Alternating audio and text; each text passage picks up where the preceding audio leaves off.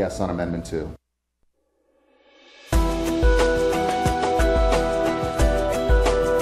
The cannabis community is a diverse set of people from all walks of life, conservative and liberal, black and white, straight and gay, rich and poor, and everyone in between. Learn more about the people we are freeing from adult marijuana prohibition in our Cannabis Community Chat. Welcome back, everyone. 31 after the hour, and time for our Cannabis Community Chat. And we are starting a new segment here with author Doug Fine. I'll get back. And I think we're just getting his message machine, so I'm going to try to redial his number here to get him on the line. Doug Fine is the author of Too High to Fail, a critically acclaimed New York Times bestseller, and its follow-up, Hemp Bound, and is sought after as an expert on hemp industry, hemp issues, everything you might want to know about the industrial cousin of marijuana. And it's something we need to start focusing a little more here on the Russ Belville Show and within the marijuana movement in general. Everybody agrees that hemp should be legal. It's hard to find anyone who will argue with that with a straight face anymore in this country. And this industry we need to make sure that it is shaped for our needs, the needs of the people, and not taken over by agribusiness giants and ruined in some ways that we couldn't even possibly foresee. So we will be starting this segment with Doug Fine every other Wednesday. Unfortunately, it looks like we're going to have to start it 2 Wednesdays away because I'm just getting Doug's message machine on the line. Let's see. Doug, are you there? Please record your message. Nah, just getting his message machine on the line. So I apologize for the inconvenience here. Apologize for the getting your hopes up for talking to Doug Fine today. We will get him in 2 weeks. Like we said, we just began talking about this week. I don't know if he was unaware that it was going to start this Wednesday or maybe a couple Wednesdays from now. So my apologies. We'll get Doug Fine on in a couple of Wednesdays. In the meantime, we'll take a break, and when we come back, we'll have more highlights from the Great Oregon Pot Debate. You're listening to the Russ Belville Show on 420radio.org. We're back after this.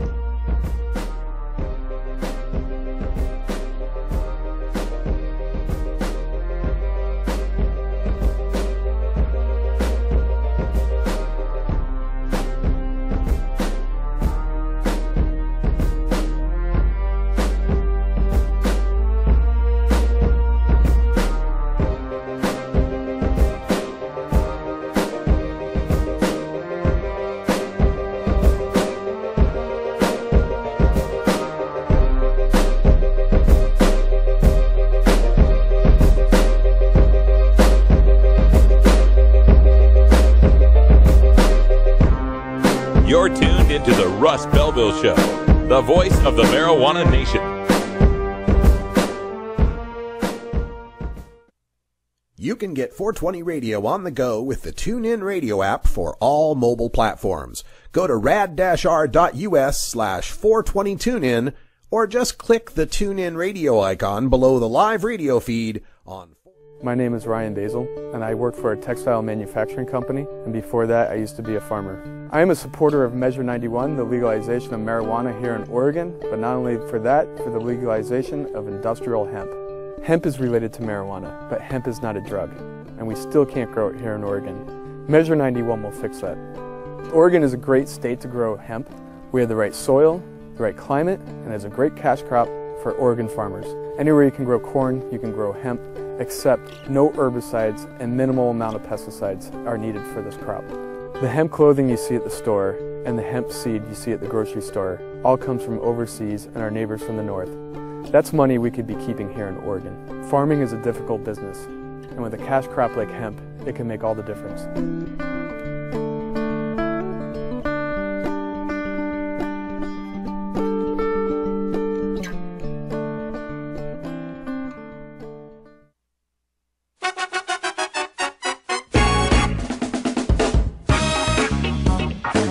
Hi, I'm Bobby Black, Senior Editor of High Times Magazine, and today we're going to show you how to do a dab.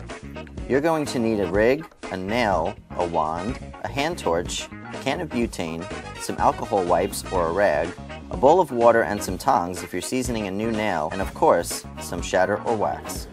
If you're using a new nail, you'll need to season it before use to avoid inhaling any harmful polish or residue on the metal. First, heat the nail with a torch until it's glowing red. Next, smear some wax all over the head of the nail.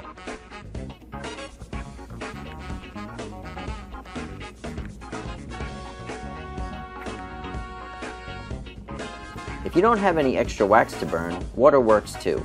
Remove the hot nail carefully using the tongs and place it in the bowl of water. Repeat this several times, then place the nail in your rig, and now you're ready to dab. First, scrape or scoop up a hit's worth of concentrate with the wand. Beginners should err on the side of caution and prepare a smaller dab. Next, heat the nail with a torch until it's just about to start glowing. Let it cool for about 10 seconds while you grab the dab you prepared earlier. Begin to inhale slowly and smoothly as you gently touch the dab of concentrate to the nail. When there's no more wax on your dabber and the chamber is clear, exhale. Repeat as necessary. When you're sufficiently dabbed out, clean your wand by heating the tip for a second or two, then using a rag or alcohol swab to wipe it off. If there's any residual concentrate on the nail, burn it off using the torch to prevent sticky buildup. And that, my friends, is how to do a dab. For more info, including how to choose a nail and the difference between butters and shatters, check out our dab videos on hightimes.com.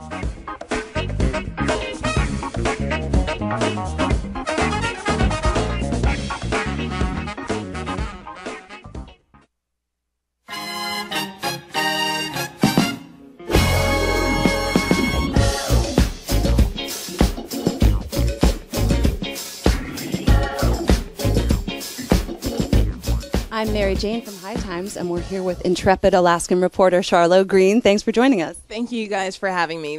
Me sitting here is so epic right now. We're so excited to present you with the Courage in Media Award tonight at our 40th anniversary party.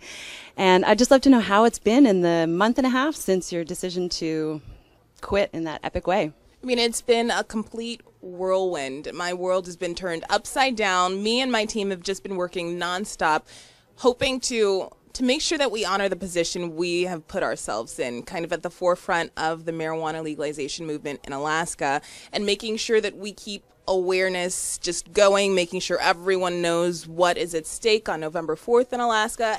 And then there's so much going on across the nation. Like I'm here sitting and talking with High Times right now. So what I did, it spread beyond my state lines, and so I'm trying to balance all of that. And it's hard, but it's so much fun and it's so exciting. And have you spent any time in the states that have legalized? Have you been to Colorado and Washington? I've been in both Colorado and Washington, and I mean, I went to Colorado back around 420, and that was insane. Like, to use a credit card to buy weed. I was over the moon for that.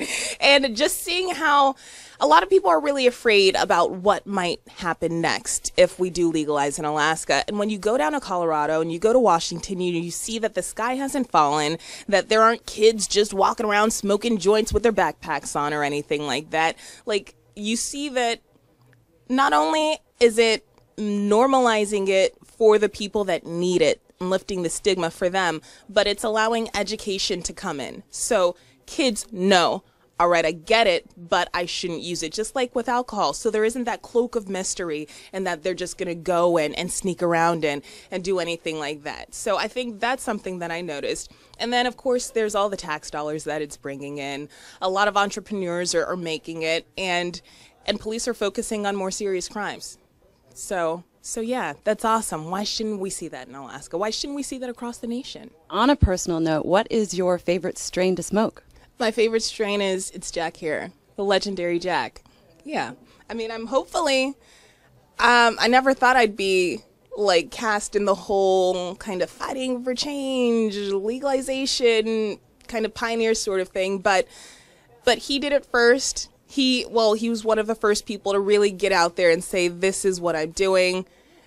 This is weed. We don't need to be afraid of it. In fact, we should all embrace it. And so now here we are. Every time I smoke one of his joints, I think of him and I think of what we're doing now and where we're planning on going. So Jack here. Do you have any message for readers of High Times, especially those who are in Alaska right now who are going to vote on November 4th? Yeah, make sure that you keep on sharing your story. It is so important that we all know this is common sense reform. This is something that should have been done so long ago, but we need to show up and vote. You need to talk to your neighbors. You need to talk to your coworkers. Talk to your family. Make sure that they know that you aren't any less of a good person because you smoke, that you don't deserve to go to jail because you smoke. Ultimately, if you vote no on ballot measure 2 on November 4th, you're saying that I and statistically half of Alaskans deserve to go to jail for doing something that is, without question, safer than smoking cigarettes or consuming alcohol.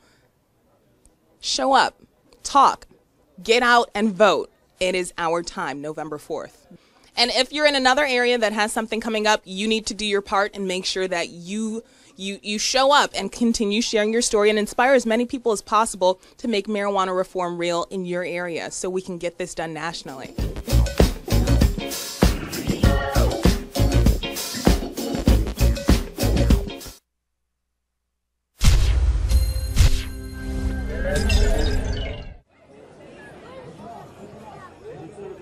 Man, my back is killing me. Yo, have you seen a doctor? I've seen doctors, I've seen back specialists. Nothing helps. Whoa! Have you seen her? Mary Jane? Tell me about it, stud.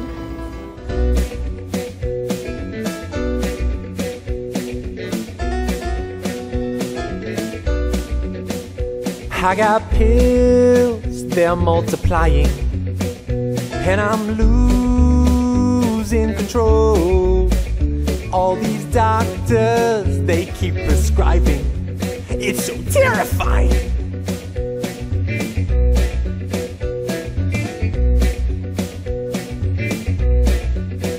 You better cheer up, I have a better plan, and it's no longer taboo. You better cheer up, there's another medicine, and those pills haven't helped you. Nothing left for me to do. You're the love that I want. Yes, on to the love that I want. Yes, on to, honey, the love that I want. Yes, on to the one I need.